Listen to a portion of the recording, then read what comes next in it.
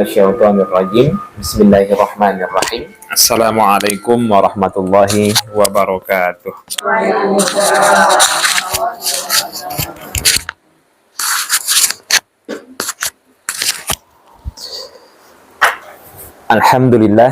Alhamdulillahilladzi hadana lihada wa ma kunna linahtadiya laula an hadanallah.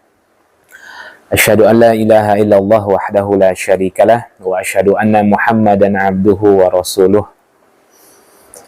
Subhanaka la ilma lana illa ma 'allamtana innaka antal alimul hakim. Rabbi shrah li sadri wa yassir li amri wahlul 'uqdatam min lisani yafqahu qawli.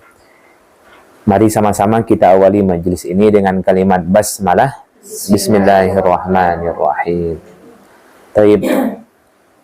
Alhamdulillah ya, pertemuan sebelumnya kalau tidak salah kita sudah selesai ya dari sisi praktek membahas seputar fikih gerakan dan bacaan di dalam sholat. Hari ini dan seterusnya insya Allah kita akan masuk tafsir sholat. Kita akan membahas atau menyelami makna-makna zikir dan doa yang kita baca di dalam sholat kita. Nah, bermula dari takbiratul ihram. Dan ini yang sebenarnya yang termasuk juga hal yang untuk perlu diketahui ya, bahwasanya banyak orang-orang yang tidak memahami apa yang dia baca di dalam sholatnya.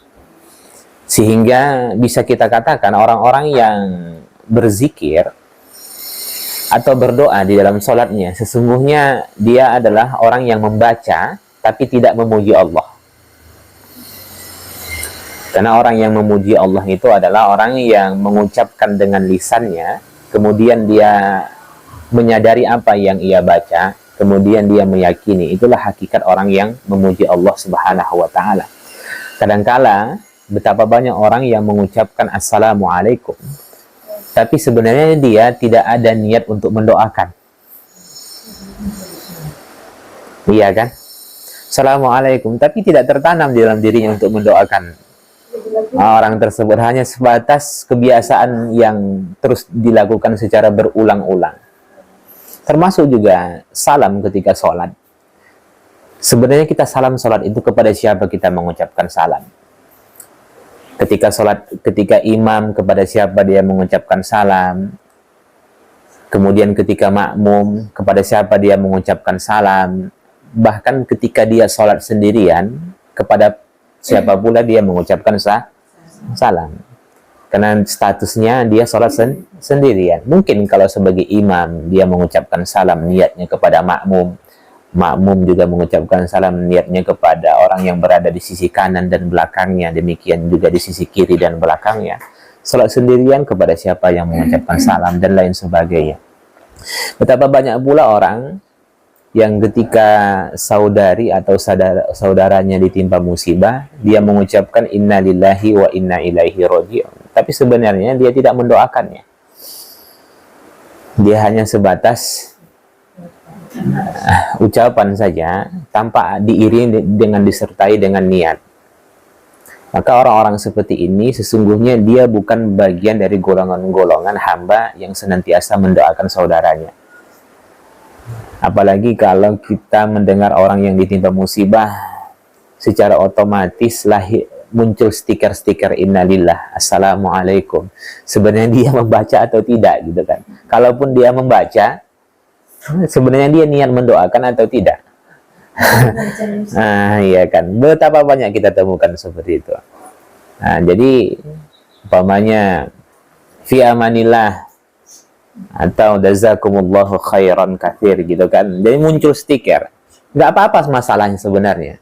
Tapi yang penting dia baca dan dia niatkan untuk mendoakan, bukan hanya sebatas kebiasaan. Dan yang dibutuhkan oleh saudara kita itu adalah doa kaum muslimin dan muslimat. Demikian juga dengan sholat. Jangan sampai kita membaca, tapi sebenarnya kita tidak berharap dari apa yang kita baca. Kenapa hal seperti itu tidak terjadi? Terjadi ya, karena dia tidak memahami apa yang dia baca di dalam sholatnya. Dan ini yang menjadi esensial ya, primer, supaya kita paham apa yang harus kita baca. Ya, setiap apa yang kita baca di dalam sholat kita, kita mengerti. Baik, inilah sebagai muqaddimah. Kita mulai dari takbiratul ihram, kemudian berakhir dengan salam. Sampai pada tahap apa makna selamat, apa makna rahmat, apa makna wabarakatuh, dan kepada siapa kita mengucapkan salam dan lain sebagainya. Mungkin ada sekitar 8 atau 10 kali pertemuan.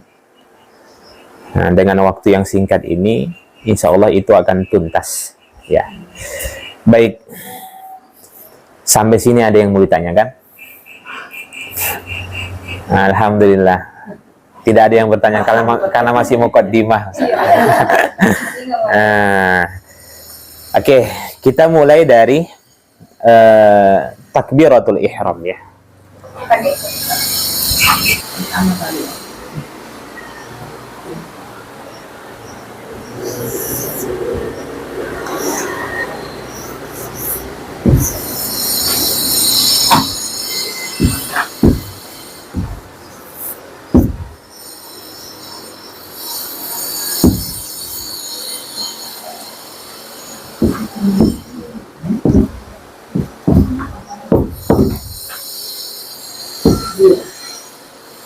Baik. Sebelum kita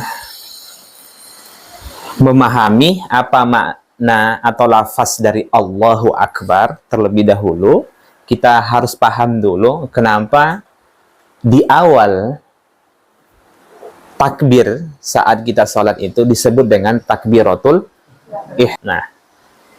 Itu maknanya membesarkan.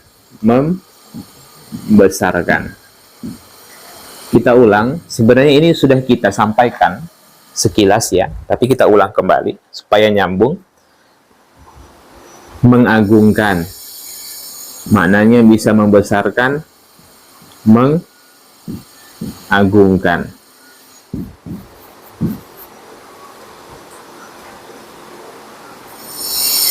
Atau melebihkan dari sesuatu yang lain. Membesarkan, mengagungkan, melebihkan dari sesuatu yang lain. Dalam hal ini tentunya adalah kita membesarkan dan mengagungkan Allah.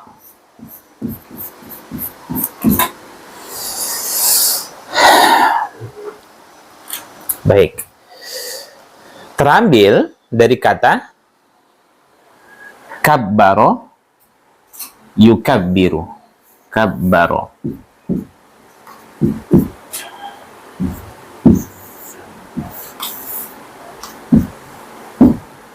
Takbiron.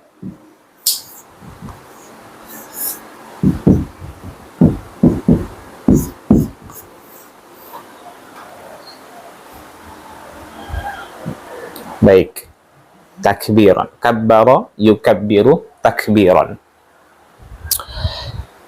Butohnya bukan menunjukkan kepada perempuan, Bunda. Tidak semua ta marbutoh ditujukan kepada perempuan. Mungkin yang belum belajar bahasa Arab, apalah ta marbutoh itu ya? Ta yang menunjukkan kepada mu'annas. Tapi sebenarnya tidak semua ta dirujukkan kepada mu'annas. Tapi juga bisa fungsinya untuk melebihkan. Kalau dalam bahasa kita itu seperti diawali dengan ke, diakhiri dengan an. Paham, Bunda? Nah, kalau semisal dari bahasa kita, kalau cerdas, nah, pintar, nah itulah dia. Nah, jadi al-qari'ah wailul likulli humazatil lumazah. Bukan artinya yang suka mengumpat dan mencela itu perempuan saja. Tapi untuk menegaskan, untuk melebihkan. Malaikah, bukan malaikat, itu ditujukan kepada perempuan. Allahu a'lam. Bagaimana jenis malaikat tersebut kita tidak tahu, Bunda. Tapi jangan tujukan kepada perempuan. Ya. Baik. Dari sini nanti muncul istilah kibrun. Kibrun. Kibrun itu maknanya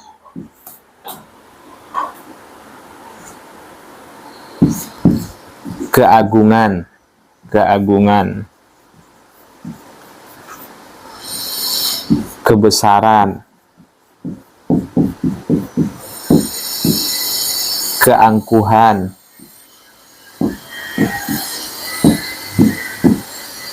kesombongan.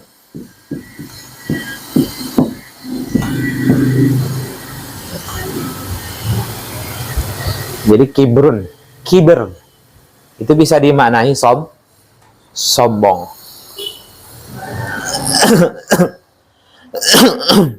Bahasa Arab sombong apa?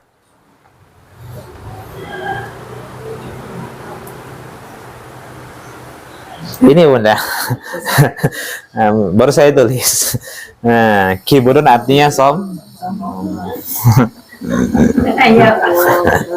Maka saya tanya itu, Bunda masih sekarang sudah fokus atau masih entah kemana-mana ya? Baik. Kemudian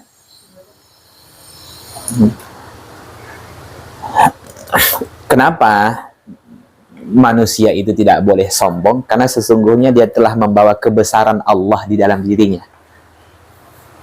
Itu nggak boleh. Nah, makanya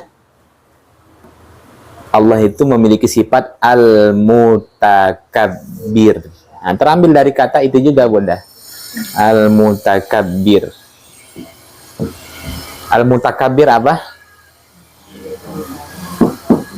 Mana asalnya? Yang sombong. Yang pantas untuk sombong itu siapa? Allah.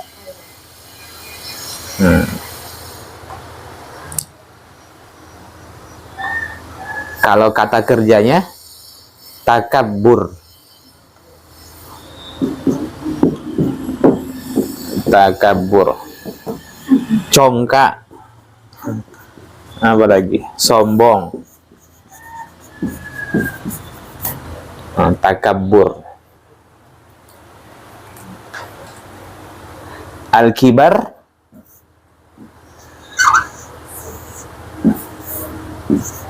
Al-kibar. Apa makna al-kibar? Orang yang usianya besar.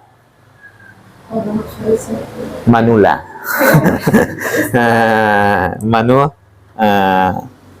Manula. Manusia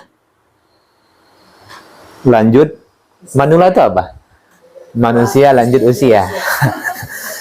Oke. Baik. Kalau apa namanya? Jamaknya al-mutakabbirin.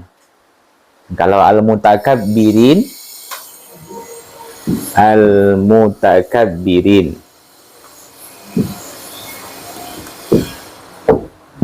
Orang-orang yang sombong.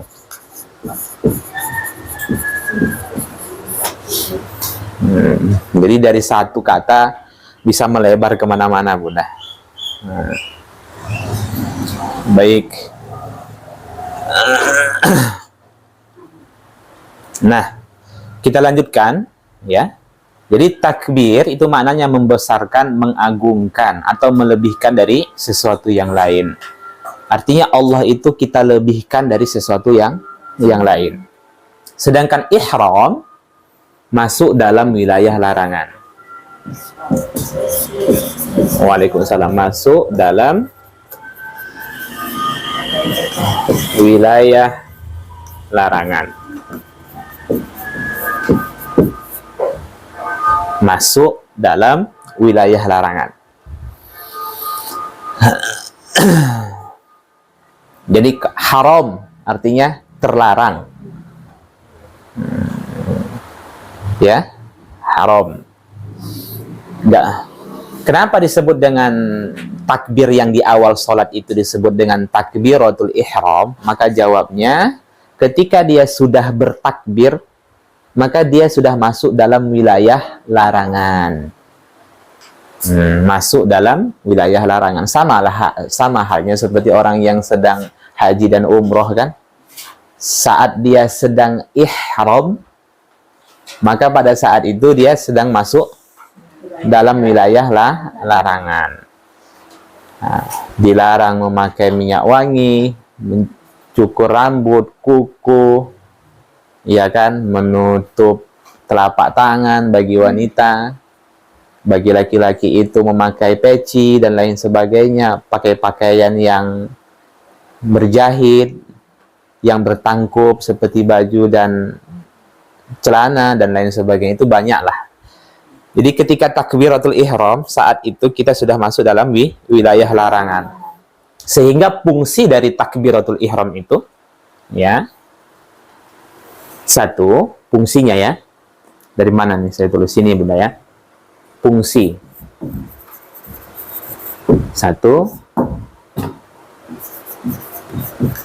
untuk mengharamkan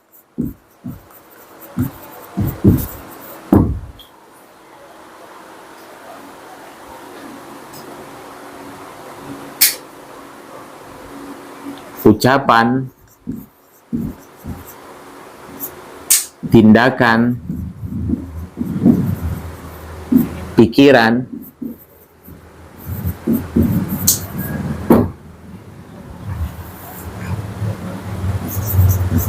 di luar sholat. Untuk mengharamkan ucapan, tindakan, pikiran di luar sholat. Jadi ketika sudah takbiratul ihram, yang boleh kita ucapkan adalah ucapan yang ada di dalam sholat. Berdehem pun tak boleh kalau mengeluarkan huruf Bunda. Batal sholat seseorang. Kalau nah, masih boleh. Tapi kalau Hasim, nah, itu dia sudah mengeluarkan huruf. Nanti akan kita bahas nanti di sesi terakhir hal-hal yang membatalkan sholat. Jadi keluar huruf 1, 2, maka batal sholatnya. Karena dia sudah melakukan sesuatu yang diharamkan. Jadi dia tindakan juga seperti itu. Kita hanya boleh bergerak sesuai apa yang semestinya kita lakukan di dalam sholat. Kita tidak boleh bergerak di luar sholat. Awalnya seperti ngobrol dengan orang, ya kan, atau kita menghadap ke atas, ke bawah, ke kiri, ke kanan, itu kan boleh. Tapi dalam sholat tidak boleh lagi. Begitu juga ucapan, ya kan? Mengucapkan assalamualaikum kan halal. Bunda boleh mengucapkan assalamualaikum kecuali di akhir salam. Nggak boleh kan? Tidak boleh. Artinya kita hanya mengucapkan salam itu di akhir sholat. Tidak boleh di dalam sholat.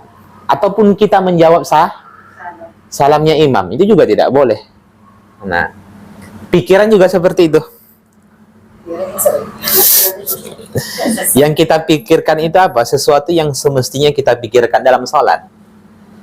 Kita baca, kita berusaha untuk memaksimalkan gerakan sholat, kita berusaha untuk memperbagus bacaan sholat, pikiran kita menerjemahkan bacaan sholat, hati kita merasapi apa yang kita baca, pikiran kita sibuk itu dengan Allah Subhanahu wa Ta'ala. Sehingga ketika dia mengingat sesuatu di luar sholat, seperti ingat kompor, ingat ini, ingat lain sebagainya, berarti dia iya, jelas ya. Itu maksudnya Bunda. Sebenarnya boleh kita memikirkan hal itu, tapi jangan di dalam sholat. di luar sholat. Lakukan itu di luar sholat. Makanya disebut takbiratul ihram. Takbir yang fungsinya untuk mengharamkan segala sesuatu di luar sholat. Nah, makan minum itu boleh kan? Tapi boleh makan minum dalam sholat? Jangankan itu, sedangkan yang nempel di sini saja pun nggak boleh. Dan kita makan gitu kan, ada sangkut di gigi gini. Nah, kemudian begitu lepas dia masuk ke lidah dia. Nah, itu nggak boleh tuh. Nah, demikian minum juga nggak boleh seperti itu, ya. Yang kedua, sehingga bisa juga dimaknai adalah sebagai pembatas kegiatan sebelum sholat dengan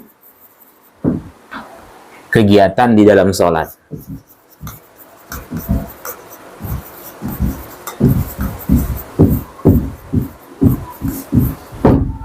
Sebagai pembatas kegiatan sebelum sholat dengan kegiatan di dalam sholat. Jadi takbiratul ihram itu sebagai pembatas. Nah, kalau batas kegiatan antara di dalam sholat dengan di luar sholat apa? Saya ulang. Pembatas kegiatan sebelum sholat dengan di dalam sholat itu namanya takbiratul ihram. Pembatas antara kegiatan di dalam sholat dengan di luar sholat, salam. Salam pertama, bukan salam kedua. Paham ya? Ketika seseorang sudah mengucapkan salam pertama atau salam ke kanan, Assalamualaikum warahmatullah, berakhirlah sholatnya. Yang kedua itu statusnya sunnah. Sehingga ketika Bunda sedang dalam keadaan masbu', salam pertama itu Bunda sudah boleh bangkit untuk menyempurnakan sholat yang tertinggal. Sekalipun tidak salam ke kiri, sholat sah. Jelas ya? Nah, bolehlah di situ. Barulah mulai sibuk. Apa tadi yang harus saya pikirkan ya? Oh, ternyata cucian baju belum selesai. Saya selesaikanlah dulu. Nyetrika, selesaikan dulu. Kemudian SPP anak. Ya, nah, boleh lakukanlah semuanya. Nah, tapi jangan lakukan itu di dalam sholat. Nah, jelas. Jadi ini tidak boleh Bunda. Ucapan, tindakan, pikiran. Untung sajalah nggak bayar dam. Seperti umroh. Coba bayar dam. Kaya kaya peternak kambing Bunda. Sedikit lalai, bayar dam. Potong kambing. Nah, karena dia sedang melanggar larangan ihram. Baik. Nah, yang ketiga, okay. Agar seseorang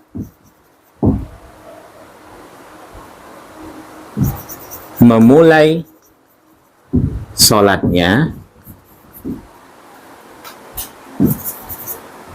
dapat merenungkan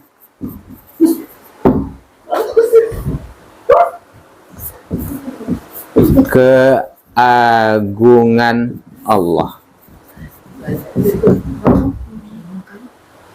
Agar seseorang memulai sholatnya dapat merenungkan keagungan Allah Subhanahu wa Ta'ala.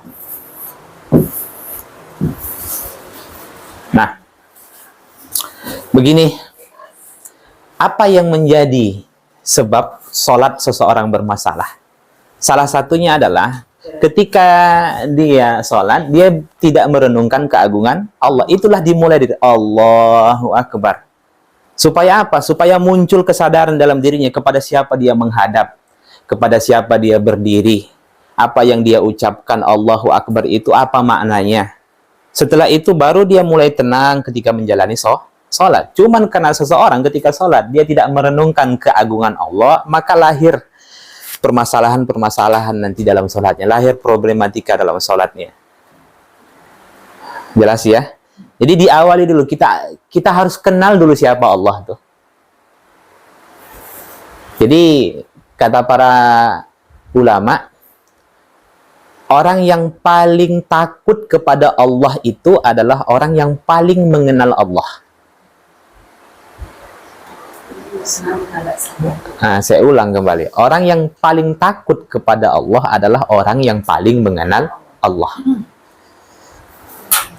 Cuman karena banyak orang yang jahil tentang siapa itu Tuhannya, siapa itu Allah, maka apa? Ketika dia melaksanakan sholat, ya biasa-biasa saja. Karena nggak tahu kepada siapa dia menghadap. Kalaupun dia menghadap, sadar dia menghadap kepada Allah, dia tidak tahu keagungan Allah Subhanahu wa Ta'ala. Dan tidak ada cara yang lain, Bunda, cara yang terbaik untuk mengenal Allah kecuali kita benar-benar memahami Al-Quran dan Sunnah. Maka sholat dengan Al-Quran itu nggak bisa dilepaskan. Mungkin seseorang itu kenal Allah tanpa memahami Al-Quran? Tidak. Mustahil, Bunda. Mustahil. Makanya tadabbur Al-Quran itu penting. Jadi saya sarankan Bunda jangan hanya berhenti pada fikih sholat saja. Nanti ketika sudah dilanjutkan tadabbur Al-Quran, belajar. Jelas ya? Baik. Rusaknya negara ini, rusaknya bangsa ini, gara-gara apa? Manusia tidak mentadaburi Al-Quran. Nah, kita lanjutkan.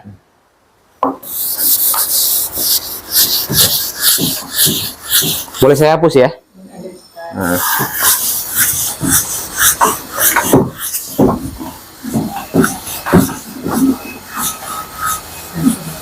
Jadi intinya Bunda, ketika Bunda takbir, itu Bunda harus sadar bahwasanya ketika Bunda sudah takbir, itu Bunda sudah masuk ke dalam wilayah yang sakral. Nah, jelas ya. Kebanyakan orang tidak paham takbiratul ihram. Tahu dia apa takbiratul ihram? Kenapa disebut dengan ihram? Nah, jadi gampangnya begini. Saya selalu menyederhanakan ketika Bunda umroh, bayangkanlah itu dalam sholat. Ketika Bunda sedang ihram, bayangkan itu dalam sholat. Bahwasanya begitu Bunda niat untuk ihram itu, maka ada hal-hal yang harus Bunda jaga. Jelas ya? Oke. Wajah-wajah ngantuk semuanya nampaknya, Bunda.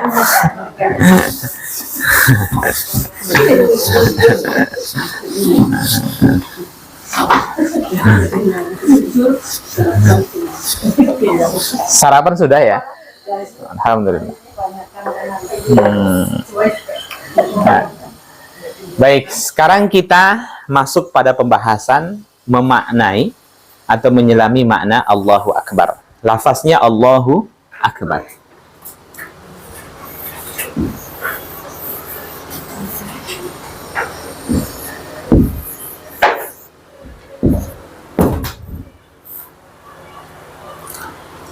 Allah Akbar. Akbar ini sebenarnya diawali dengan hamzah di sini Bunda, isim tafdil ya. Isim tafdil. Fungsinya untuk melebihkan. Jadi kalau ajmal, ajmalun.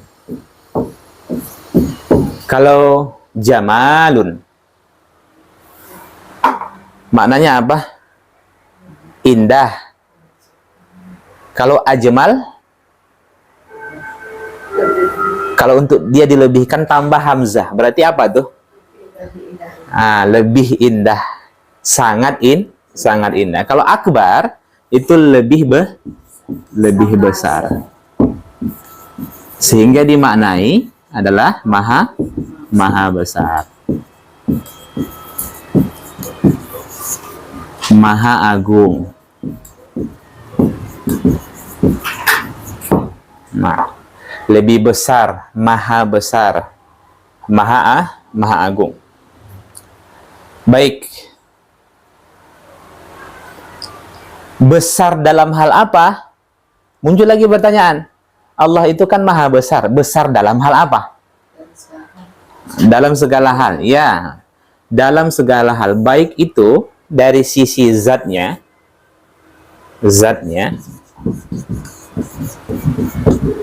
Kemudian kedudukannya, kemudian sifatnya, maupun perbuatannya.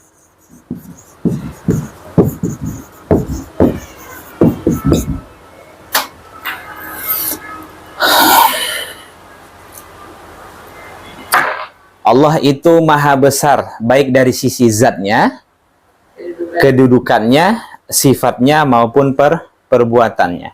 Allah itu berwujud? Ya, Allah itu berwujud, Bunda. Tapi wujudnya Allah jangan samakan dengan wujudnya makhluk.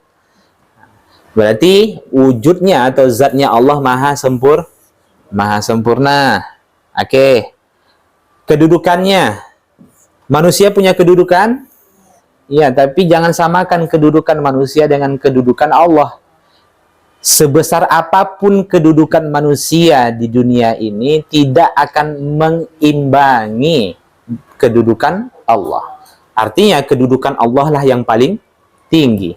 Zatnya sempurna.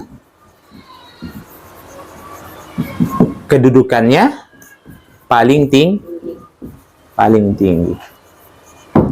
Sifatnya mulia. Maha mulia.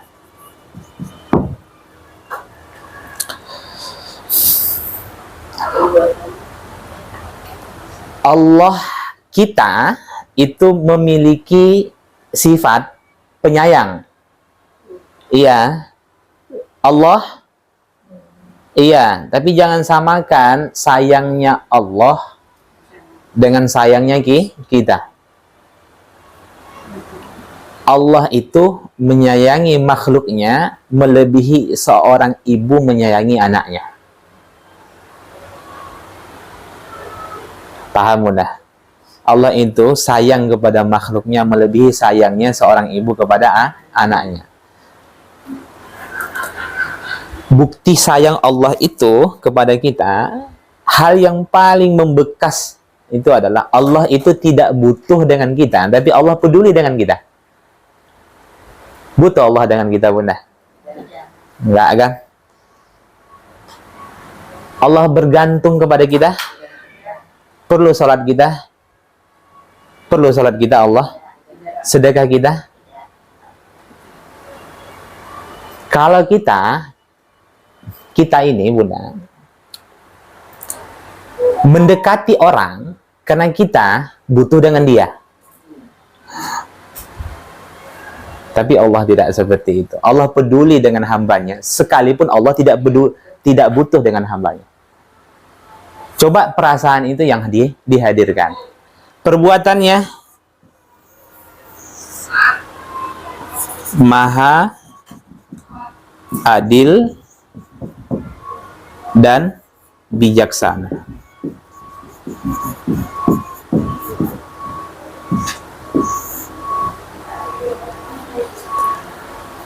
Perbuatannya maha adil dan bijaksana.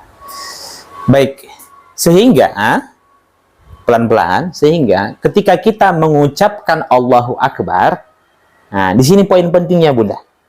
Ini harus hadir di dalam jiwa kita. Satu, ketika kita mengucapkan Allahu Akbar, meyakini bahwa Allah maha sempurna. Meyakini bahwa Allah maha sempurna. Yang kedua, menetapkan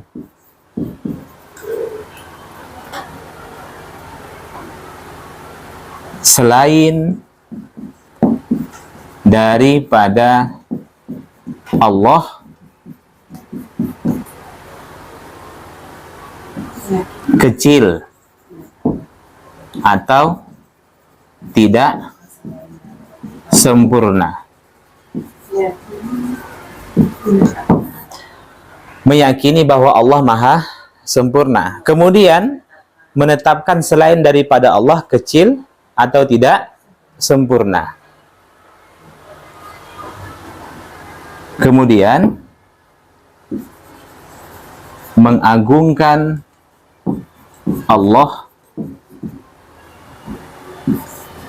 di atas segala-galanya.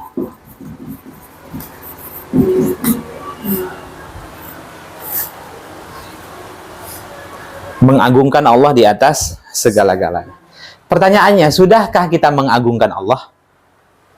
Sudahkah kita membesarkan Allah?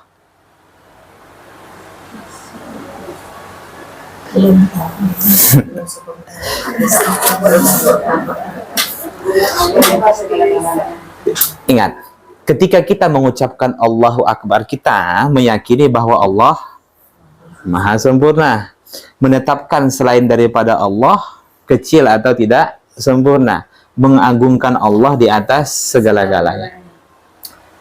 Begini Bunda, kalau seseorang menetapkan Allah dengan 3 perkara ini, maka buahnya, hasilnya apa? 1, dia akan tunduk dan patuh kepada Allah. Itu hasilnya. Ada seseorang begitu tunduk, begitu takut, begitu patuhnya dia kepada atasannya. Kenapa? Karena rasa takut. Takut apa?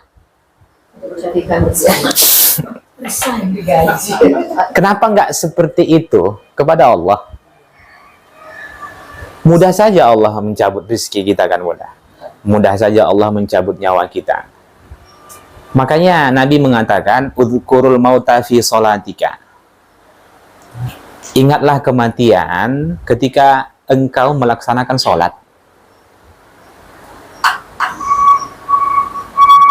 Ingatlah kematian ketika engkau melaksanakan sholat. Jadi, kenapa? Kalau kita mengingat kematian dalam sholat itu, kita akan menyadari bahwasanya mungkin inilah sholat yang terakhir.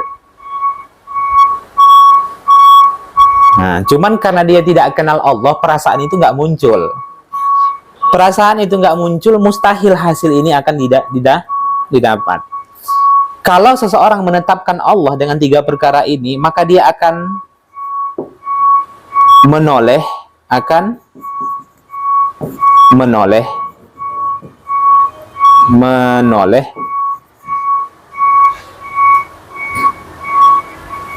atau berpaling dan fokus menghadap Allah.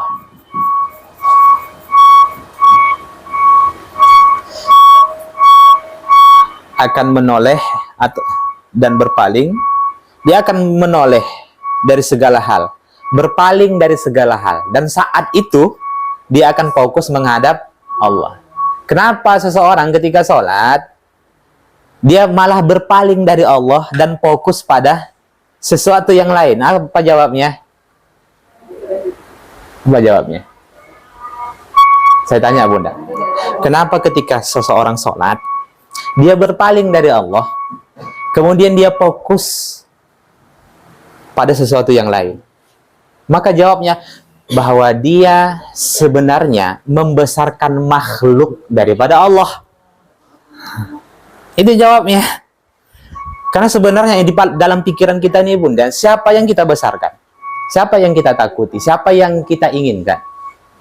Kalau orang Kalau orang itu membesarkan suaminya melebihi dia membesarkan Allah, pasti di dalam sholatnya yang dia pikirkan suaminya. Kalau dia berpikir bahwasanya uang itu lebih besar daripada Allah, maka uang itulah yang dia pikirkan, bukan Allah. Karena sejauh ini sebenarnya dia menyandarkan hidupnya kepada makhluk, bukan kepada Allah. Selama ini dia menggantungkan hidupnya kepada makhluk, bukan kepada Allah. Jelas sudah. Ringan atau berat? Ringan. Insya Allah ringan. Ya, jadi sebenarnya munafik semuanya itu. Kalau bahasa kasarnya lah. Allahu Akbar. Lisannya mengucapkan Allah Maha Besar. Ya Allah, aku tetapkan, aku yakini Engkau Maha Sempurna. Tak ada kekurangan sedikit pun di sisimu. Kemudian apa? Menetapkan selain daripada Engkau, kecil tidak sempurna. Tapi ternyata dia bawa dirinya. Bahkan dia membesarkan dirinya. Membawa kebesaran Allah di dalam dirinya. Dia ucapkan Allahu Akbar. Nah, dia bawa kebesaran Allah di dalam dirinya. Allahu Akbar. Aku nggak bisa hidup ya Allah tanpa dia. Nah, Allahu Akbar. Kalau nggak ada anak, aku nggak bahagia aku. Ya kan? Dia sandarkan kebahagiaan itu kepada makhluk. Munafik nggak itu pun? Bohong. Itu janji manis. Maka terjawab, Bunda. Terjawab. Begini. Bisa saja selama hidupnya dia membesarkan makhluk daripada Allah. Atau mungkin kenapa dia tidak khusyuk di dalam sholatnya, dia tidak menyadari apa yang dia baca. Banyak sebab-sebabnya. Atau mungkin dia tidak khusyuk di dalam sholatnya, dia tidak memenuhi, dia sudah menyadari apa yang dia baca. Cuman syarat sahnya tidak terpenuhi.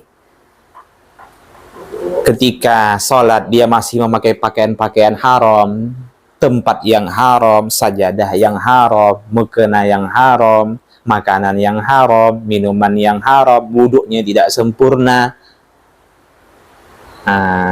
macam-macam. Atau mungkin jahilnya pengetahuannya tentang Allah, awam sekali. Ketika ditanya siapa tuh Allah, nggak tahu dia mau jawab apa. Ya Tuhanku. Tapi ada nggak kesadaran itu? Tidak kan? Nah, ini menjadi catatan penting bagi kita. Dan ini tidak akan muncul, Bunda, hanya dengan memahami ini. Sadar, kita harus yakin, kita harus sadar, ini tidak akan muncul dengan sendirinya. Mana mungkin kita bisa mengenal Allah kalau kita tidak pahami Al-Quran.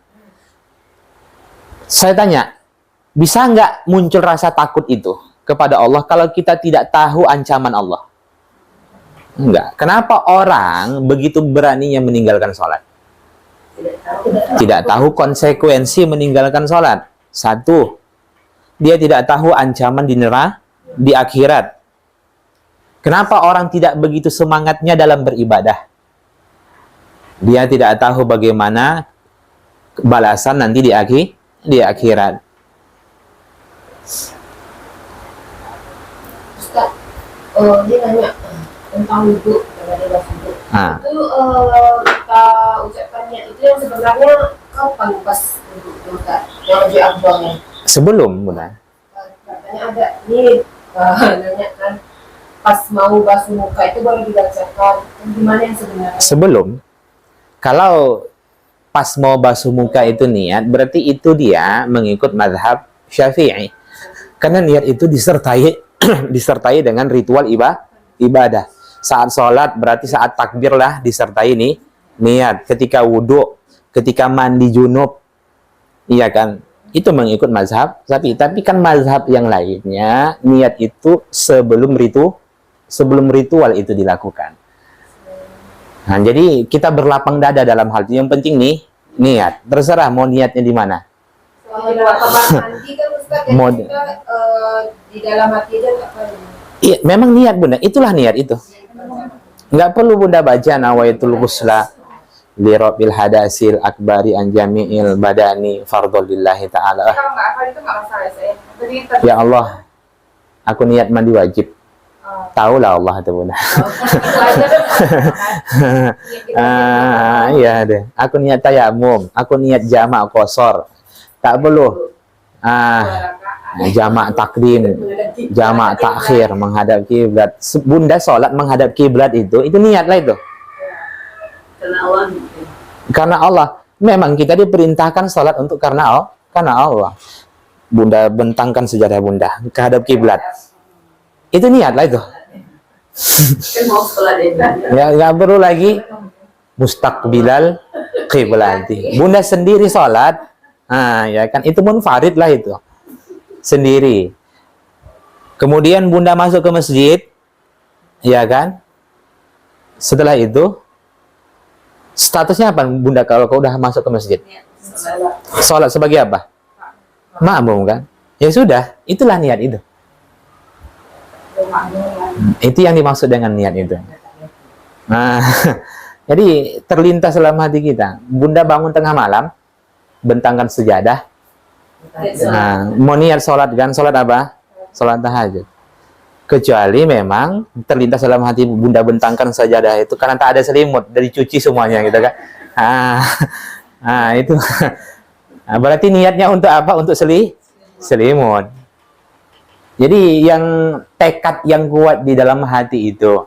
Jadi niat itu, bunda, tekad yang kuat di dalam hati. Tinggal klik jadi barang tuh. Paham ya? Tinggal enter, klik, maka terrealisasikan amal itu. Itu nih. Niat. Jelas. Nah, nanti muncul pertanyaan. Aku kalau ada rezekiku tahun ini, aku umroh. Ya. Itu masuk niat nazar atau gimana tuh? Nanti muncul pembahasannya gitu. Aku nanti kalau ini gitu, itu sebatas niat, keinginan, sumpah, nazar. Banyak orang yang masih bingung. Nantilah bunda, nggak sekarang. Nah, panjang pembahasannya gitu kan. Nah, baik. Nah, dia akan tunduk dan patuh, akan menoleh, berpaling dan fokus menghadap Allah. Nah, kemudian inilah makna lafaz Allahu Akbar. Ada yang tanyakan sampai sini? Coba ditulis tambahan yang lainnya, bunda.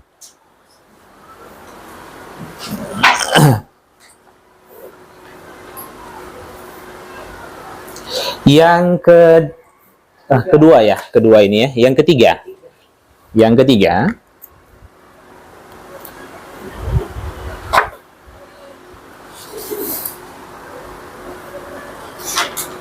tidak sedikit pun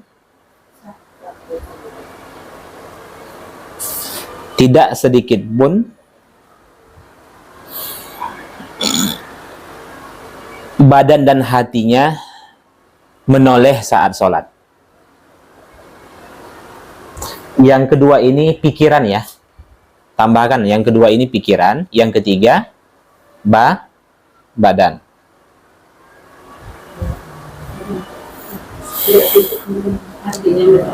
Tidak sedikit pun badan dan hatinya menoleh saat sholat.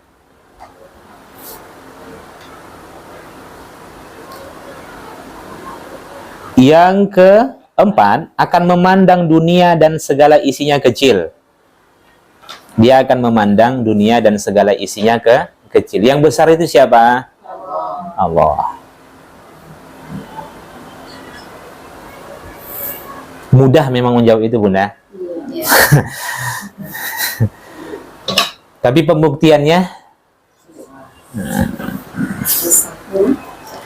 dia korbankan Allah demi dunianya. Dia korbankan Allah demi dunia. Tapi dia selalu mengatakan dalam salatnya, Allahu Akbar, Allahu Akbar. Gara-gara kerjaan tinggal sholat. Iya kan? Harusnya kalau dia melafalkan Allahu Akbar, konsekuensinya dia akan mendahulukan ibadahnya daripada dunia. Bukan mengorbankan dunianya. Nah, bukan mengorbankan ibadahnya demi dunia. Ya. Yang ke-5, dia tidak akan menghamba pada dunia. Dia tidak akan menghamba pada dunia.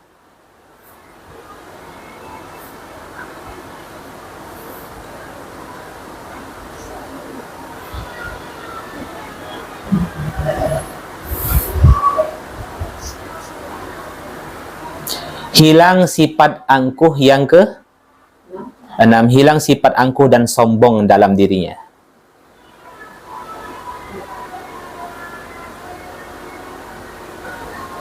Memang kalau agak jauh mungkin dapat ya kedua-duanya, Umi ya. Iya. Ini dapat juga, cuman dibuat 0,5. Iya. Hilang sifat angkuh dan sombong di dalam dirinya. Jadi kalau orang Bunda benar-benar memaknai Allahu Akbar, ketika dia sadar, ya Allah, Engkaulah yang maha besar, dalam hatinya akan tertanam tuh, mohon maaf ya Allah, jika selama ini aku masih membawa kebesaran-Mu di dalam diriku, aku masih angkuh, aku masih sombong, hilang itu semuanya. Itulah sebabnya ketika dia sholat, dia tidak akan lagi sombong, dia tidak akan angkuh. Baik.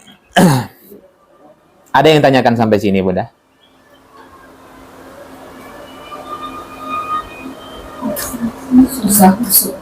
Hah? Sholat susah untuk khusyuk. Nanti itu mungkin nanti akan terjawab nanti ketika kita sudah memahami bacaan sholat itu sampai salam, Bunda. Oh, kenapalah aku tidak khusyuk? Salah satunya adalah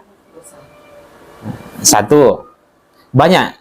Satu, ada yang tidak benar di dalam syarat sahnya. Oke. Paham ya, Bunda? Nah, ada yang tidak benar. Mungkin wudhunya, mungkin pakaiannya. Sama halnya di dalam hadis Arba'in kan, di mana seorang pemuda, padahal dia sedang safar, itu kan salah satu doa yang diijabah. Tapi karena yang dia pakai itu adalah pakaian yang haram, bagaimana mungkin Allah mengabulkan doanya? Itu kan salah satu penghambat doa. Makanya orang yang bagaimana mungkin benar haji dan umrohnya kalau ternyata uang yang dia pakai itu adalah uang yang haram? Sama hal seperti itulah. Nah, bisa pada poin itu. Bisa yang kedua, mungkin terlalu besar cintanya dengan dunia. Jangan salahkan semua setan dulu, Bunda. Karena mungkin terlalu besar cintanya dengan dunia. Oke. Kalau terlampau besar cintanya dengan dunia, maka yang dia pikirkan, yang dia renungkan adalah dunia. Itulah sebabnya kenapa orang sholat dia sibuk memikirkan dunia. Kalau dia memikirkan Allah, kalau dia membesarkan Allah, maka dia akan teringat Allah. Dia akan teringat dengan kematian dan lain sebagainya. Dia akan khusyuk, dia akan memperbagus bacaan, gerakan, semuanya lah. Jadi mungkin meluap-luap cintanya dengan dunia, Bunda. Atau mungkin bisa juga ada sesuatu yang dia sibukkan di dalam sholatnya sehingga dia tidak bisa memahami apa yang dia baca. Contohnya kebelet kencing, BAB, nahan kentut gitu. Mana bisa khusyuk, ya kan? Kira-kira bisa nggak kita memahami itu? Yang ada cepatlah selesai sholat nih, gitu kan? Selesai salat. Maka itu harus dihilangkan semuanya dulu, Bunda, sebelum sholat. Makanya kan makruh orang-orang yang menahan. Kalau saya terlepas dari hal itu semuanya, saya menyarankan lebih baik batalkan. Nah, batalkan kemudian buanglah semuanya dulu, ya kan, baru ulang lagi. Nah, lebih baik seperti itu. Tanggung gitu. Banyak, Bunda. Ya macam-macam, berbagai macam. Mungkin dia tidak paham apa yang dia baca. Nah, bisa jadi dia tidak sibuk di dalam sholatnya. Pikirannya tak menerjemahkan. Pikirannya tidak menerjemahkan, hatinya tidak meresapi. Mungkin jadi itu tidak khusyuk. Dan mungkin sebab-sebab yang lain apa itu? Mungkin juga adalah dia masuk dalam perangkap setan. Tapi dia tidak bertaus. Aku nikmati sajalah ini, biar nggak apa-apa sampai selesai gitu kan. Nah, tanggung gitu kan. Udah tahu dia sadar dia dibisiki setan, nggak mau dia bertaus. Nah, banyak sebab-sebab yang lain. Maka usahakan sebisa mungkin hal-hal yang bisa mengganggu kekhusyukan di dalam sholat itu jauhkan dulu, Bunda. Paham ya? Atau mungkin ada sebab-sebab yang lain, apa itu? Kita tidak memberikan kenyamanan dulu kepada anak kita atau yang lain gitu kan. Sehingga ketika sholat macam-macam lah.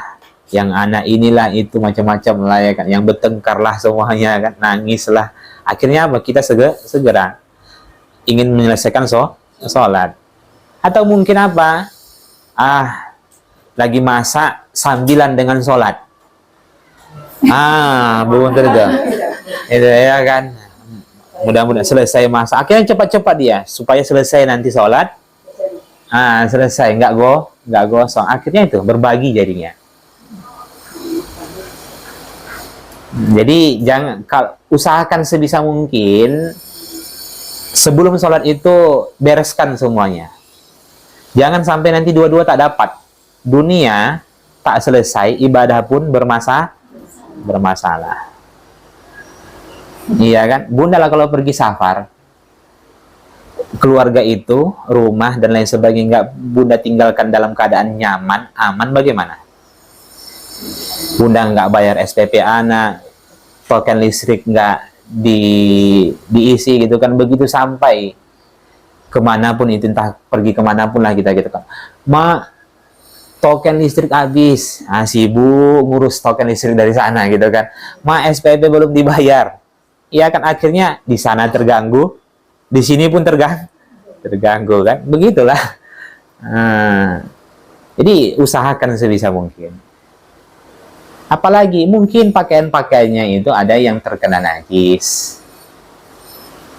atau dia membawa sesuatu yang haram, ya kan, dompet dan lain sebagainya, uang itu sebisa mungkin jangan bawa.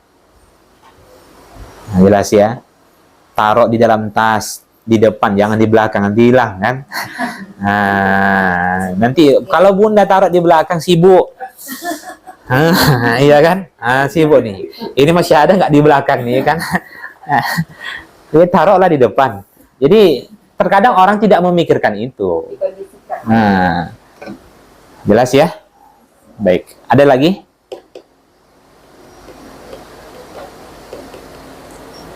Alhamdulillah. Kita masuk. Tinggal praktek lagi, Bunda. Nah, biasanya munculnya itu bagi orang-orang yang awam, dekat-dekat mau mati, udah saat sakit parah gitu kan, itu khusyuk kali sholatnya itu. Jangan sampai seperti itu, Bunda. Sejak sehat pun muncul lah itu kan. Ya. Kenapa Bunda ngaji? Kenapa Bunda ngaji? Karena takut mati kan? Iya kan? Satu di situ untuk mempersiapkan supaya nanti bekal pulang nanti optimal. Kita kan ingin rapor yang terbaik. Ada yang mau rapornya ranking terendah, ada? Enggak kan? Itulah sebabnya kita belajar. Bunda kalau pergi ke Madinah, ke Universitas Islam Madinah, kalau ada kesempatan masuk ke dalam sana, itu lihat ibu-ibu, bapak-bapak, udah jenggot putih itu masih S1 tuh. Kenapa? Umur 65, pulang nanti paling 3 hari 4 hari lah, begitulah contoh. Misal lah ya Bunda, umur 65 belajar, ya kan? Setelah itu selesai S1 berapa tahun? Ya paling cepat 4 tahun lah. Nah, 4 tahun kalau di Arab, iya kan? Selesai itu berapa umur? 4 tahun 5 tahun. Jadi 70 lah, buat 5 tahun 70. Pulang ke tanah air mau jadi apa? Nah, tinggal pensiun lagi kan. Sebenarnya untuk apa belajar kalau begitu? Untuk ibadah kan? Kita ini belajar bukan untuk lomba-lombaan cari dunia, bukan cari ijazah, bukan cari sertifikat. Kita untuk mengevaluasi ibadah kita. Jangan-jangan masih ada ibadah-ibadah kita ini yang tidak sesuai dengan tuntunan Al-Quran dan Sunnah. Itu sebenarnya. Tapi kalau orang-orang belajar itu targetnya ke sana, pasti putus di tengah jalan. Pasti putus tengah jalan. Makanya bunda-bundanya saya yakin nih, belajar ini nggak ada yang ingin jadi ustazah kan? Nggak ada. Karena semuanya itu ingat mati, pulang supaya bekal optimal, mengevaluasi masa lalu. Oh, ternyata ibadah di masa lalu itu banyak kesalahan. Apa yang harus saya lakukan di masa yang akan datang? Bagaimana cara saya memperbaiki kesalahan-kesalahan saya? Kan itu sebenarnya. Nah, dia. Tapi kalau sudah setua ini, bukan di sini ya Bunda, masih banyak mainnya, memang kelewatan Bunda. Anak-anak main, remaja main, dewasa main, tua pun main, sibuk main saja. Tak kapan seriusnya? Tak kapan seriusnya? Kalau beribadah serius, kalau beriman itu serius Bunda, jangan main-main.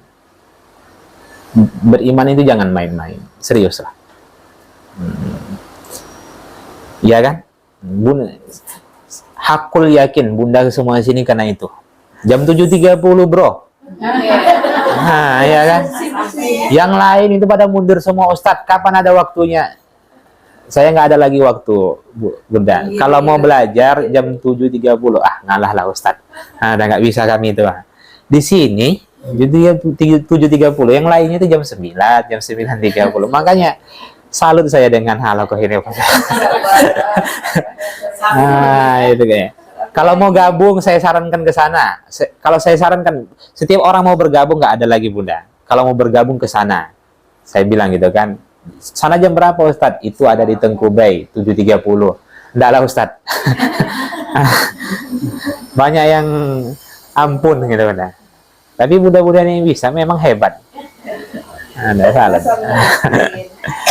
Nah, itu semua tidak akan bisa kita dapatkan kan kalau tanpa taufik dan hidayah dari Allah Subhanahu wa taala. Ya, bersyukur Bunda. Tinggal istiqomah aja lagi. Nah. Baik. Ada yang tanyakan sampai sini? Ya. Jamnya lagi mati. Oh gitu ya. Kita lihat. Kok masih jam tengah 8 aja gitu ya. Jam iya 9 kurang 10 ya. Baik. Alhamdulillah sekali sampai paham semua Bunda.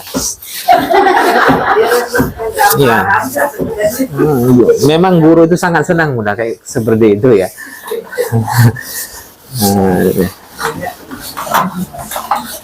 Salah satu kebanggaan yang paling membuat guru itu senang sekali sampai paham. Ini serius ya, mudah bukan?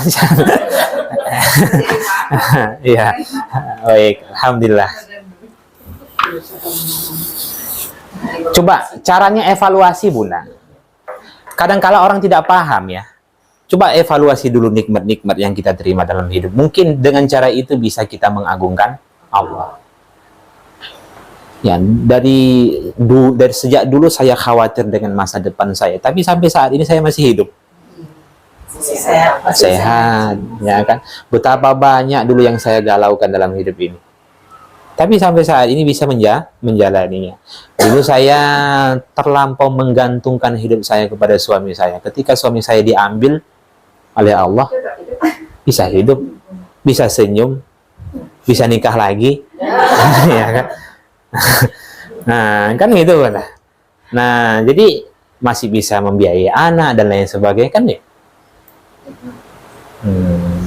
Jadi kadangkala Allah memberikan musibah itu sesungguhnya untuk melepas Itu karena rahmat Allah, Bunda. Untuk melepas ketergantungan kita dengan makhluk. Selama ini kau, fulanah, menggantungkan hidupmu kepada suamimu. Kau ambil suamimu. Nah, ternyata apa? Dia bisa hidup, dia bisa menyekolahkan anaknya, dia bisa beraktivitas, dia bisa ngangkat galon yang selama ini apa? Nggak bisa aku, Bang. Nggak bisa, engkau lah yang ngangkat galon gitu kan. Selama ini disetirin, sekarang nyetir sendiri kemana-mana itu kan, mandiri gitu. Bisa deh. Nah, itu musibah. Makanya kata Ibnu Taimiyah, musibah itu nikmat. Salah satu nikmatnya apa? Melepas ketergantunganmu dengan makhluk. Nah, supaya apa? Engkau terhindar dari kesyirikan. Karena orang yang menggantungkan hidupnya kepada makhluk itu kan syirik. Dia sandarkan kebahagiaannya, hidupnya. Aku bisa bertahan hidup karena suamiku. Aku bisa bahagia karena anakku. Aku bisa sampai saat ini makan karena kerjaanku. Iya kan? Maka terbantahkan ketika Bunda lihat orang gila. Nah, di bawah terik matahari yang begitu panas, nggak mandi, nggak ada sakit, sehat. Kita sabun itu berbagai macam merek, buah-buahan, daging, tiap bulan sakit. Nah, iya kan? Ada saja gitu. Ya, anak gitu juga, itu kan? Siapa yang memberikan kesehatan? Allah. Siapa yang memberikan musibah? Siapa yang mengangkat musibah? Coba renungkan itu semua. Jelas ya. Banyak lalai, tapi masih diberikan kesempatan hidup. Coba sekali mengumpat, Bunda, cabut nyawa langsung gimana? Nah, kamu sekali meninggikan suara depan suami, tarik nyawanya langsung gimana? Matilah semua manusia dalam keadaan berdosa. Diberi nikmat, tetap berdosa, ibadah belum maksimal, tapi tetap diguyurkan nikmat. Ya Allah, betapa sayangnya lah engkau kepadaku. Nah, kan itu harus direnungkan kembali. Nah, ya. Jadi demikian juga kita harus banyak mempelajari tentang ancaman-ancaman Allah. Kita juga tujuannya apa? Untuk memunculkan rasa takut, tunduk. Kita juga harus banyak mempelajari tentang janji-janji Allah terhadap orang yang berbuat baik, supaya muncul rasa harap. Itu harus kita pelajari semua, Bunda. Makanya cara itu semua kita dapatkan kalau kita mempelajari Al-Quran. Orang yang sholat, orang yang ini, orang yang seperti ini, ya kan, orang yang istiqomah, orang yang menuntut ilmu, ini keutamaannya. Sedangkan orang yang seperti ini balasannya, ini ancamannya. Tujuannya itu, satu untuk memunculkan rasa takut, satu untuk memunculkan rasa harap. Nah, itu dia. Di dalam Al-Quran itu Allah jelaskan sifat-sifatnya. Dia maha ghafur, dia maha penerima taubat, supaya jangan putus asa dan lain sebagainya. Nah, memang sekilas kita sampaikan ini, Bunda, ada yang mungkin sudah bisa merealisasikan, tapi ada yang sampai saat ini belum bisa. Kenapa? Karena dia belum mengenal Allah secara mendalam, ya kan? Iya, untuk istiqomah. Dalam hal yang tidak untuk menetapkan hati kita bahwa Allah itu Maha Besar. Iya. Iya. Kadang-kadang kita ada perasaan itu, kadang tidak. Nah, di samping kita mempelajari itu semua, jangan pernah kita menyandarkan urusan hidup kita pada kemampuan diri kita sendiri. Nah, jadi di samping kita ikhtiar, kan kita ikhtiar, ijtihad, tapi jangan lupa berdoa, Bunda. Kan Nabi mengajarkan Allahumma ya muqallibal qulub, sampai-sampai doa itu dibaca sebelum sholat. Sebelum salam.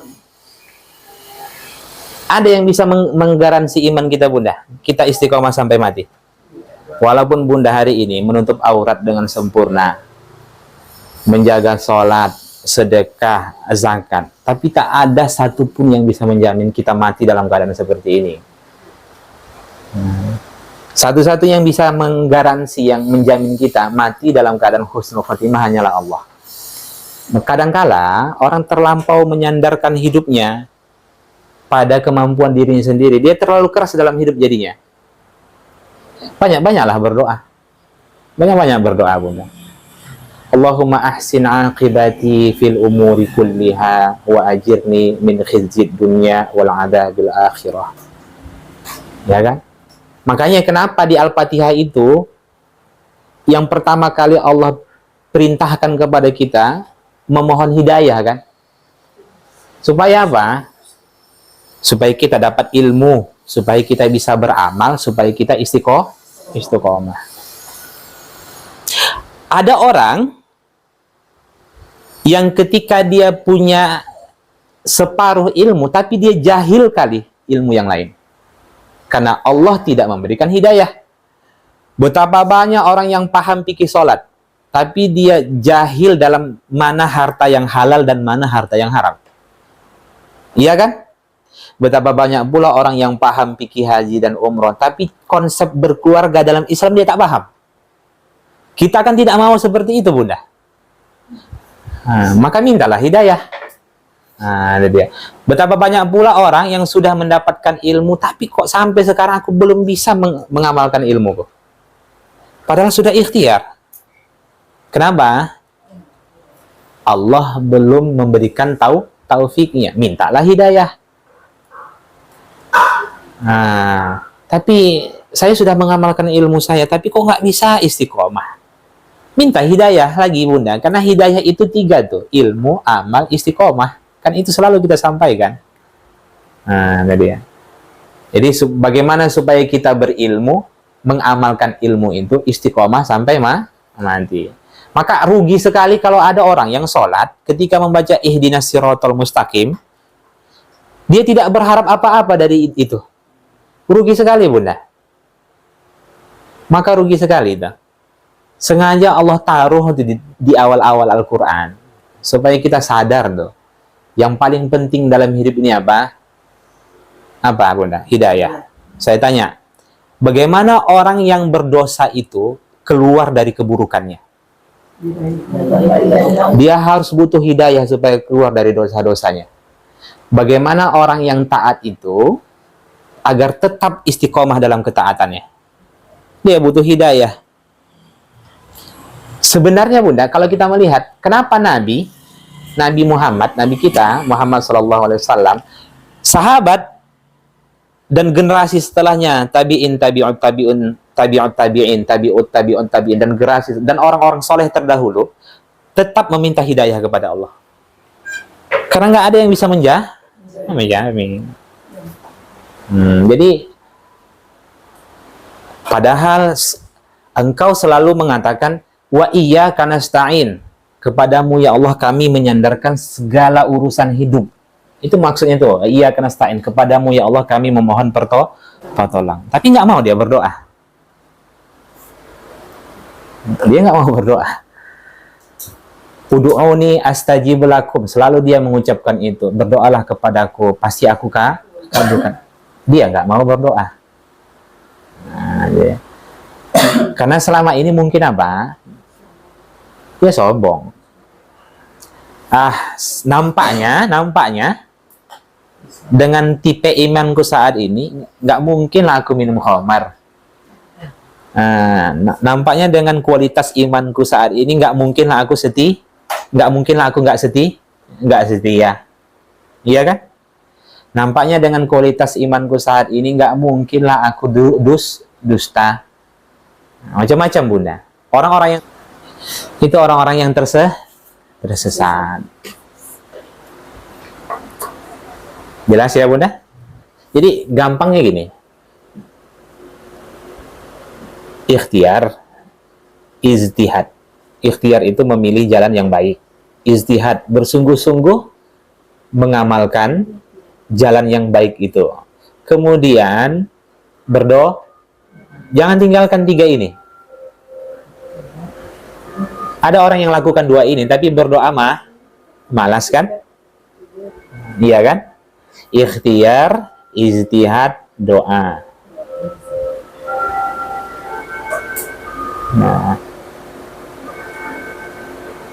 Karena mungkin selama ini dia berpikir juga, selama ini aku nggak berdoa, aku dapatkan kok.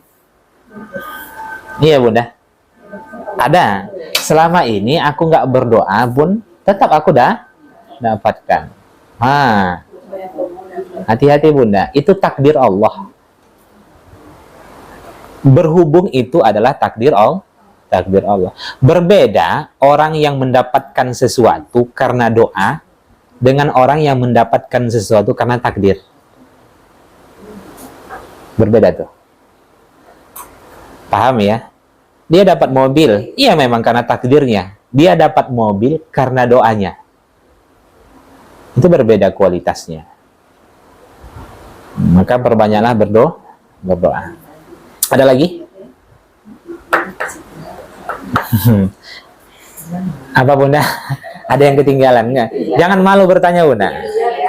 Ikhtiar itu memilih untuk memilih jalan yang baik. Ikhtiar itu bukan berusaha. Ikhtiar itu memilih. Kan Allah sudah memberikan. Ijtihad itu bersungguh-sungguh.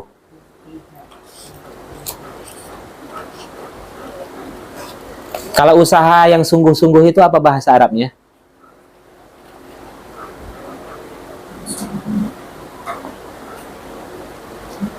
Sa'i. Sa'i itu usaha yang sungguh-sungguh. Tapi kalau ditanya orang sa'i apa? Jalan lari-lari kecil itu kan. Nah, sa'i itu usaha yang sungguh-sungguh. Karena dulu di situ ada seorang ibu yang sedang berikhtiar, berijtihad, menjemput rezeki Allah dengan sungguh-sungguh, maka disebutlah sa'i. Cara usahanya itu apa? Dengan lari-lari kecil, dengan memanjat gunung, maka muncullah sofa. Sofa itu maknanya apa? Maknanya itu menghilangkan, menyaring segala yang buruk. Sofa. Makanya ada nama orang Sofia. Ya kan, orangnya disebut dengan sufi. Sofa itu menyaring sesuatu yang buruk. Karena Hajar itu ketika naik ke atas, walaupun dia memanjat bukit, dihilangkannya prasangka buruk tentang Allah. Nggak ada tuh bunda. Jadi sebesar apapun usahanya, selelah apapun, jadi dia tetap berpikiran positif, optimis. Begitu sampai dia ke atas, ya kan, maka disebutlah sofa.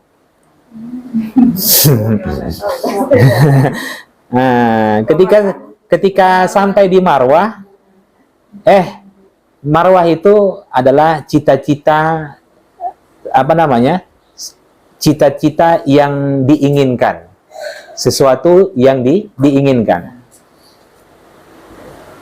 Sesuatu yang diinginkan dia raih itu namanya Marwah. Contoh, seseorang ingin menjadi dokter, iya kan? Kemudian dokter itu dia dapatkan, berarti itulah marwahnya. Paham ya? Dia ingin menjadi polisi, dia dapatkan, itulah marwah. Makanya berhenti di marwah. Karena selama ini apa yang dia inginkan dapatnya di mana? Di marwah. Jadi apa? Jaga marwahnya, jaga harga dirinya. Marwah, martabat. Orang yang bermartabat itu adalah orang yang mencari sesuatu itu sesuai dengan tuntunan Al-Quran dan Sunnah. Berarti kalau orang yang mencari nafkah dengan sesuatu yang haram, nggak ada martabatnya bunda. Sekalipun dia jualan teh es, tapi sesungguhnya itulah marahnya, kan halal. Jangan lanjutkan lagi pembahasannya, nanti kemana-mana bunda. Begitu bilang TS langsung kemana-mana bunda. Alhamdulillah. Ada lagi? Sesuai dengan apa sih Ustaz? Mau mencatat sesuatu yang Apa Bunda? Oh iya. Iya. Sesuatu yang ingin. saya inginkan itu tercapai.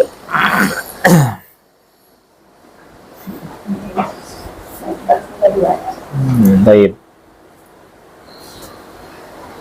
Silakan yang ingin bertanya Bunda. Kalau kita lanjutkan nanti terpotong kan? Iya. Pekan depan kita masuk iftitah ya. Pertemuan selanjutnya. Nah, pekan depan libur ya Bunda? Iya. Kita tanggal 4 masuk aja lagi. Insya Allah. Nanti konfirmasi aja Bunda. Iya. Nanti kita akan mulai dari doa iftitah yang umum Bunda baca dulu. Allahu Akbaru kabir. Ya, nanti setelah itu baru wajjahtu, setelah itu Allahumma ba'id, setelah itu alhamdulillahi hamdan katsiran thayyiban. Nah, kita tadaburi 4 saja. Nah, nanti setelah itu baru berlanjut nanti ta'awuz, al-fatihah, apa makna amin, ya kan, dan lain-lainnya. Baik, terakhir ya, sehingga terjawab sudah. Begini Bunda, kenapa kita berdiri, mengangkat tangan, dan bertakbir? Karena mengangkat tangan itu bagian dari khudu', merendahkan diri di hadapan Allah, pasrah. Mengangkat tangan itu kan pasrah Bunda. Setelah kita pasrah, kita katakan Allahu Akbar. Nah, minta ampun kita kan. Nah, orang yang ketika ditawan, ketika ya kan tangan dia kan Bunda. Nah, menunjukkan apa? Dia pasrah. Pasrah itu bagian dari tunduk. Setelah itu dia katakan Allahu Akbar. Engkaulah ya Allah yang maha besar. Nah, jelas ya. Ada lagi?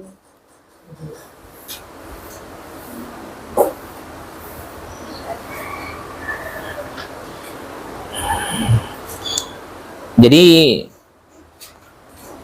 hal-hal yang seperti itu sangat sulit dia terapkan Bunda kalau dia tidak dalam kondisi nyaman dalam melaksanakan sholat. Makanya sebisa mungkin sebelum sholat fardu itu laksanakan sholat sunnah dulu untuk menghapus dunia-dunia itu. Istilah seperti sholat sunnah itu persiapan lah. Karena kalau Bunda lagi beraktivitas dunia langsung memilih sholat fardu, dunia itu masih membekas. Nah, itulah yang kita bawa di dalam sholat. Salah satu hikmahnya itu. Jadi laksanakan sholat sunnah dulu. Nah, kita lihat Bunda, orang kalau belum terlatih imannya, mungkin pas sholat tahajud baru dia khusyuk gitu kan, atau mungkin pas ada hajat ya kan, itu khusyuk kali sholatnya itu, sujudnya lama kali, ada maunya, ada hajat lah ya kan. Tapi kondisi saat safar, berantakan sholat, itu belum terlatih itu biasanya. Nanti pada sampai tahap imannya sudah bagus, dimanapun dia sholat, dia tetap akan mendapatkan kekhusyukan, sekalipun dalam keadaan berperang.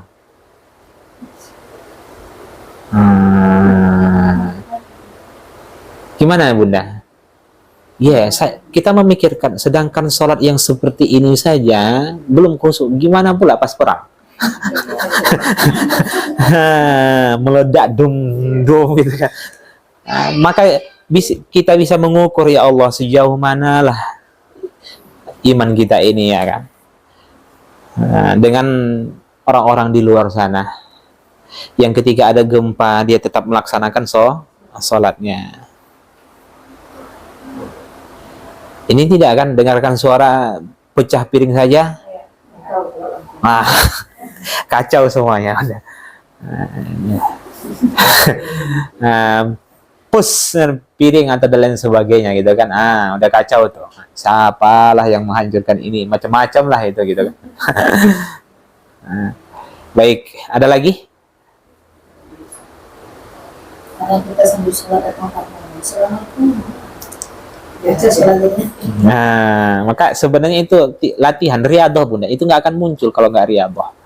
Kita ini kan sebenarnya iman kita ini ada yang diwarnai, ada yang mewarnai. Ada orang yang baik didekati atau mendekati orang yang berkarakter buruk.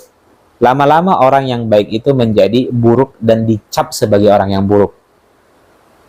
Ada orang seperti itu. Ada pula orang yang berkarakter baik didekati atau mendekati orang-orang yang berkarakter buruk. Lama-lama orang yang berkarakter buruk itu menjadi orang yang baik. Iman kita ini ada yang tahapnya masih diwarnai, ada yang sudah mewarnai. Kalau sudah merasa iman tuh mewarnai, terserah, nggak usah pilih teman. Mau buruk, mau tempatnya dimanapun, insya Allah dia akan mewarnai. Tapi kalau iman tuh masih tahap diwarnai, pilih-pilihlah teman tuh. Pilih-pilih teman tuh, pilih lingkungan itu. Sikit-sikit berteman dengan ini, ikut. Ada orang mengumpat, ikut mengumpat. Ada orang yang terbahak-bahak, ya kan sibuk, ketawa 2 jam, asik ketawa saja. Maka akan seperti itu dia, karena imannya masih sebatas diwarnai. Tapi kalau sudah sampai pada tahap mewarnai, nggak usah pilih-pilih Bunda. Nah, karena insya Allah orang-orang yang buruk itu akan berubah menjadi baik, karena kualitas iman kita. Nah, dia. Terserah mau masuk ke diskotik, mau masuk kemana pun itu, iya kan? Iya kan? Kalau sudah kuat. Nah, tapi kalau nggak kuat janganlah. Sikit-sikit disenggol sedikit Bunda, udah terpleset dia, udah goyang dia, sedikit disentuh sedikit saja gitu kan. Maka kalau bahaya teman yang buruk itu, lingkungan yang buruk itu bahaya, mempengaruhi iman dia. Bunda lah, nggak usah belajar seminggu, keluar liburan, paham ya? Pulang lihat, naik imannya itu turun.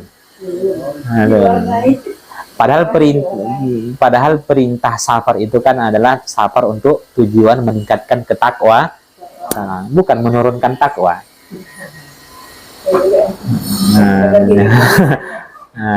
Jelas ya. Boleh saja ke pantai kalau memang naik iman tuh.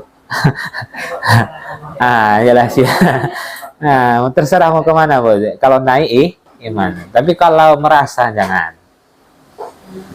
Ya. Jelas ya. Karena memang pengaruh ya. Kita nggak usah lah, kita rasakan masing-masing Bunda. Aduh, lama libur semuanya serba malas memulainya. Itu karena dosa ini semuanya kan. Ya.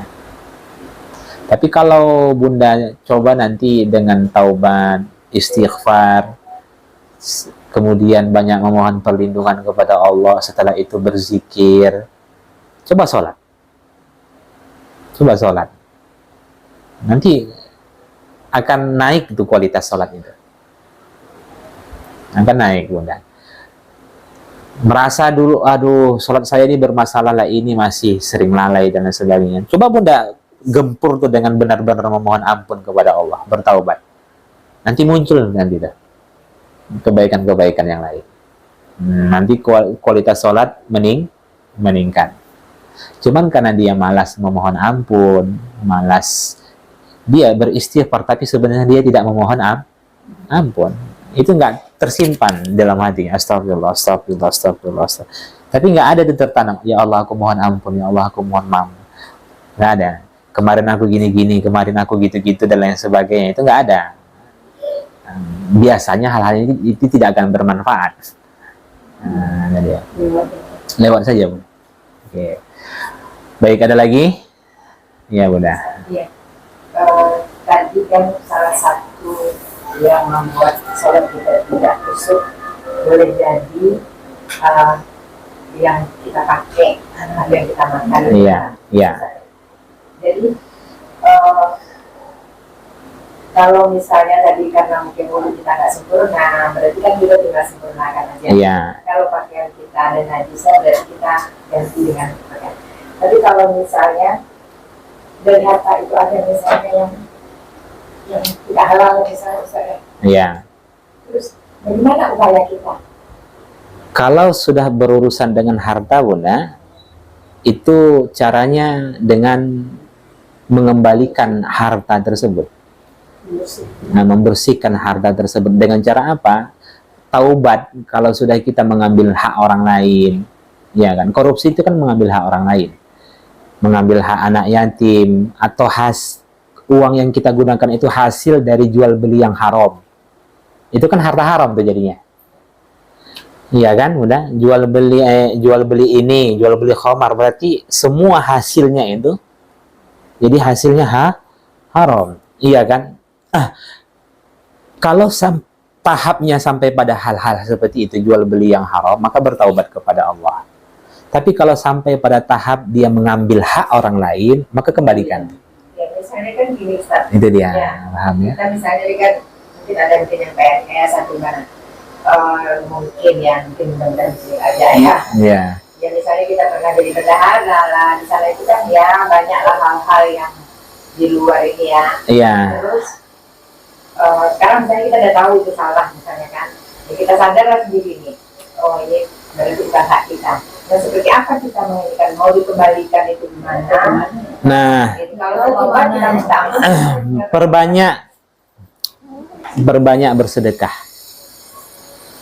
Salah satu cara taubat, cara menghiasi, salah satu cara memperbaiki hal-hal yang seperti itu, memperbanyak sedekah, Bunda. Zakat itu untuk membersihkan harta kita dari harta-harta yang haram. Sedekah juga demikian.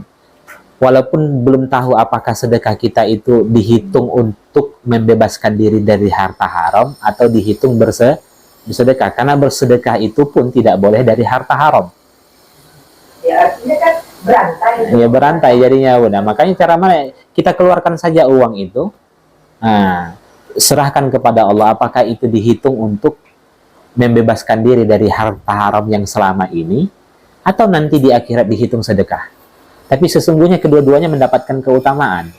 Satu, kalau dihitung oleh Allah Subhanahu wa Ta'ala membebaskan diri dari harta haram, berarti dia tidak dianggap lagi memakan harta haram. Paham? Kalau dihitung bersedekah, berarti dia mendapatkan keutamaan sedekah. Jelas ya? Jadi caranya seperti itu, Bunda. Karena kalau membebaskan diri dari harta haram kan begini. Saya pernah ngambil uang 10.000, iya kan? Tapi saya ambil uang itu bukan dengan cara yang halal. Mungkin mengambil hak orang dan lain sebagainya. Kan begitu. Masa saya keluarkan uang 10.000 itu saya berikan kepada sosial. Panti asuhan, masjid, dan lain sebagainya. Oke, terlepas. Itu namanya membebaskan diri dari harta haram yang bernilai 10.000. Berarti dia tidak dianggap lagi telah memakan harta haram sebanyak 10.000. Itu membebaskan diri namanya, Bunda. Nah, sekarang kita kan tidak tahu nih berapa jumlahnya. Maka kalau begitu kita keluarkan saja uang tuh, ya kan? Niatnya sedekah saja. Tapi terlepas apakah nanti itu dihitung sedekah atau tidak, wallahu a'lam. Itu bukan urusan kita. Yang penting kita bersedekah saja, Bunda. Nah, jelas ya? Nah, ini dia. Maka amat berat memang, Bunda, kalau masalah. Maka bukan sebenarnya kita menyepelekan dosa kita kepada Allah, tapi kalau tidak salah Sufyan Ats-Tsauri ya yang mengatakan lebih baik berdosa kepada Allah daripada berdosa kepada manusia. Bukan berarti meremehkan dosa kepada Allah, tidak. Berat taubatnya kan. Dia harus minta maaf, dia harus mengembalikan hartanya, macam-macam lah. Kan amat berat. Ya. Tapi kan itu kan karena kejahilan di masa lalu. Kejahilan di masa lalu, maka caranya alhamdulillah Allah berikan kesempatan hidup ya untuk memperbaiki itu semua. Tapi pun begitu Bunda, kita harus sadar juga, kita hidup ini diciptakan untuk apa? Ibadah. Sadar bahwasanya kita hidup untuk ibadah? Sadar ya. Oke, alhamdulillah. Kita sudah sadar bahwa kita diciptakan oleh Allah. Tujuan utama Allah menciptakan kita untuk ibadah. Pun begitu, di dalam mengabdikan diri kepada Allah itu, Allah berikan batas waktu. Iya kan? Batas waktu itu disebut dengan ajal. Walikulli ummatin ajal. Setiap umat, setiap generasi diberikan batas waktu oleh Allah untuk mengabdikan diri kepada Allah. Tapi pada akhirnya batas waktu itu, iya kan? Pada akhirnya waktu itu ada batasnya. Fa idza jaa ajaluhum la yastakhiruna sa'ah wa la yastaqdimun. Apabila batas waktu itu telah tiba, maka sesaat pun manusia tidak dapat mengundurnya atau mempercepatnya. Nah, jadi apa namanya? Kalau begitu, kita harus paham, kita hidup untuk ibadah. Mati untuk apa? Mati batas waktu untuk beribadah. Saya ulang. Hidup untuk ibadah. Mati batas akhir ibadah. Hari kebangkitan baru menikmati Bunda. Hari pembalasan. Kalau begitu, mati itu hanya sebatas jembatan antara dua kehidupan. Saya ulang kembali. Mati itu hanya sebatas jembatan dua kehidupan. Kehidupan dunia dan kehidupan akhirat. Saya tanya, adakah Bunda pernah mendengar di dalam Al-Quran atau membaca di dalam Al-Quran dan Sunnah di mana orang yang mati itu disebut musnah selama-lamanya? Lenyap, fana, enggak kan? Yang ada? Roji'un kan? Telah kembali. Telah kembali. Jadi orang yang mati itu jasadnya punah, tapi ruhnya tetap hidup. Ruh itu tidak akan pernah mati, Bunda. Orang yang mati itu berpindah ruhnya dari jasad yang kasar ini menuju alam yang lain. Paham ya? Orang yang mati itu ruhnya hanya sebatas berpindah dari jasadnya yang kasar itu menuju alam yang lain. Berarti ruh itu akan tetap hidup. Ruh itulah yang merasakan azab. Azab alam barzakh, ya kan? Jadi jangan menganggap, oh enak kali lah Ustadz ya orang yang tak dikubur yang nggak ada azab nah, dia tetap mendapatkan azab. Nah, namanya alam barzakh. Kalau begitu, pantaskah kita kalau Allah mengatakan orang yang mati itu kembali? Ketika Allah mengatakan orang yang mati itu kembali, pantaskah kita mengatakan kita kehilangan? Ini balik lagi. Saya nitipkan uang sama Umi Naila 100 juta. Sama Umi Naila 100 juta. Saya titip ya Umi 100 juta, pekan depan saya ambil. Oke. Kemudian minggu depannya saya ambil dari Umi Naila. Nih, mau minta uang 100 juta itu. Terus Umi Naila bilang, saya kehilangan. Pantas. Ya, begitulah Bunda. Kalau Allah mencabut nyawa orang-orang yang kita sayangi, Allah mengambil harta yang selama ini kita miliki, yang dititipkan oleh Allah. Dulu kita punya rumah, dulu kita punya mobil, dulu kita punya anak, dulu kita punya pasangan, dulu kita punya orang tua dan lain sebagainya. Allah ambil, kita bilang apa? Kehilangan. Nggak layak. Nggak layak Bunda. Karena dia telah kembali kepada pemiliknya. Nah, kita pun begitu kan.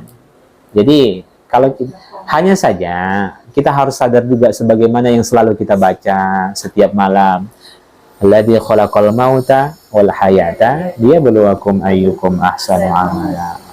yang menciptakan kematian, kehidupan hanya untuk menguji kalian yang mana yang paling baik amalnya. Ya itu saja Bunda. Kita ini hidup dan mati itu, kita hidup ini supaya menjadi ladang akhirat kita, ladang amal kita. Kematian itu Allah hadirkan di tengah-tengah kehidupan kita sebagai pelajaran bagi kita bahwasanya kita juga akan pulang. Ada yang merasa nggak akan pulang di sini? Enggak kan? Nah, yakin atau tidak yakin, sadar atau tidak sadar, lalai atau tidak lalai, baik atau tidak, kita akan pulang. Kita akan pulang Bunda. Bisa dengan cara yang manis, bisa pula dengan cara yang pahit, sadis. Nah, ya kan itu. Terserah mau lalai, mau apa terserah. Pada akhirnya kita akan pulang. Pasti itu Bunda. Orang kafir saja pasti percaya mereka pulang. Orang yang tidak percaya Tuhan yakin mereka pulang. Iya kan? Kenapa? Orang orientalis liberal mereka yakin. Bahkan orang-orang ateis yakin mereka akan mati. Kenapa? Karena mereka sadar orang-orang yang dahulu bersama mereka sudah tak ada lagi. Jadi semua manusia ini yakin pulang Bunda.